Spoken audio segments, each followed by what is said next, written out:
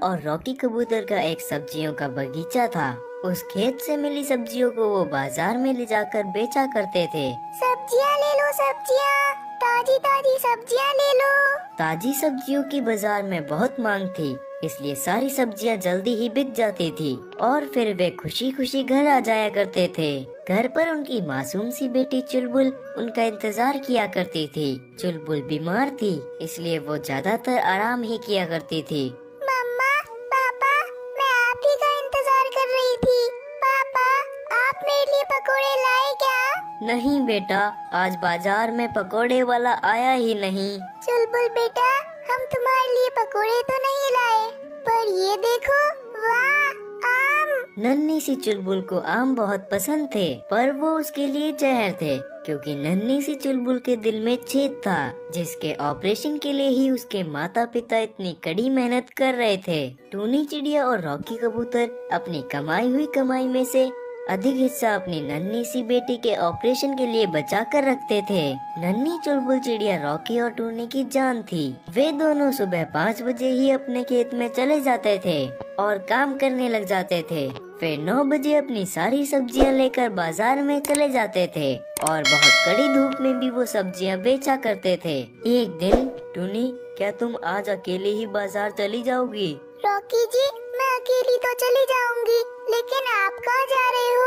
अरे बाबा, आम का मौसम आने वाला है और तुम्हें तो पता ही है बाजार में आम कितने बिकते हैं, इसलिए मैं आम का पौधा लाने जा रहा हूँ।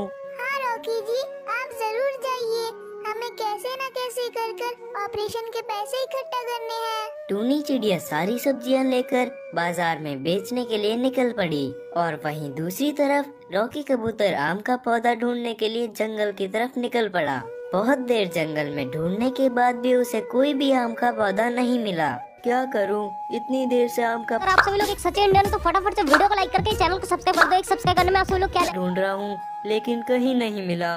तभी रॉकी कबूतर को किसी की आवाज सुनाई देती है।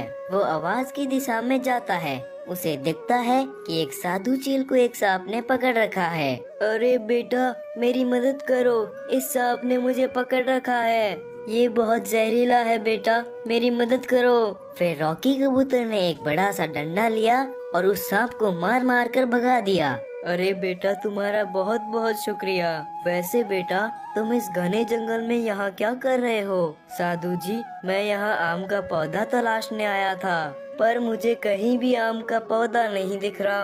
अरे बेटा, बस इतनी सी बात, ये लो, मेरे पास कुछ आम के बीज है, ये तुम्हारे काम आएंगे। तब रॉकी कबूतर ने उस साधु से वो बीज ले लिए और अपने घर चला गया। जब वो घर पहुंचा तो उसने देखा कि टूनी घर पहले ही आ गई थी। रॉकी जी, आप कहाँ पर थे और आम का पौधा कहाँ पर है? फिर रॉकी कबूतर ने उसे सारी बात बताई। चलो कोई बात नहीं, आम के पौधे नहीं मिले तो आम के बीज तो मिल गए। चलो अब इन्हें खेत में बो देते हैं। अगले दिन रॉकी कबूतर ने अपने खेत में कुछ गड्ढे कर कर उनके अंदर आम के बीज बो दिए। टूनी, टूनी, जरा सुनो, इनमें भी थोड़ा पानी डाल दो।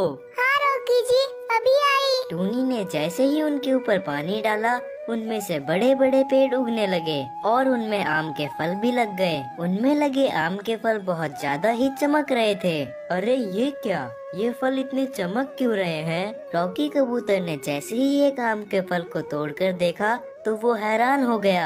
उसने देखा कि वो आम सोने का था। अरे मैं कहीं सपना तो नहीं देख रहा, ये आम का फल तो सोने का है। सभी आम के पेड़ों में सोने के आम लगे हुए थे। टूनी चिड़िया और रॉकी कबूतर की खुशी का तो कोई ठिकाना ही नहीं रहा। उन दोनों ने उन फलों को बेच दिया और उनके पास बहुत सारे पैसे आ गए। फिर उन्होंने अपनी नन्ही सी चुलबुल का भी इलाज करा लिया। अब चुलबुल चिड़िया पूरी तरीके से ठीक हो गई थी। अब वो अन्य बच्चों की तरह खेल कूद सकती थी। रॉकी जी, आज उस साधु बाबा की वजह से ही हमारी बच्ची खेल कूद पा रही है। हमें उनका शुक्रिया अदा करना चाहिए। टूनी, तुम बिल्कुल सही कह रही हो। एक दिन हम सब जंगल में जाकर उनका शुक्रिया अदा करेंगे। अब टूनी चिड़िया अपने पूरे परिवार के साथ खुशी खुशी रहने लगी।